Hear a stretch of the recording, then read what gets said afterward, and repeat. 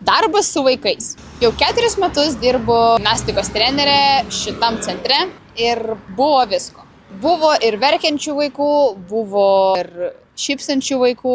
Dirbu beveik su pačiais mažiausiais vaikais ir beveik su pačiais didžiausiais. Patys mažiausi vaikai dabar yra 3 metų.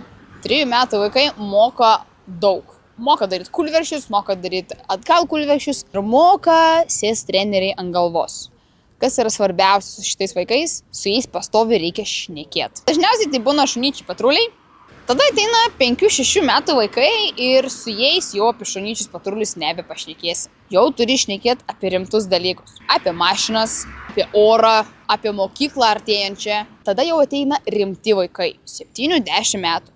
Jau ateina tas amžius, kai jie patys nori kažką išmokti ir su jais apie jokius animacinius filmukus nebepašnekėsi. Ir tada pats vyriausias pas mane amžius yra 9-13 metų. Ten jau nebepažaisi, jau yra rimtas darbas. Tad jeigu turit vaikų, norit kažkur jos atiduot, tad maloniai kviečiu sportuoti pas mane arba pas kitus trenerius.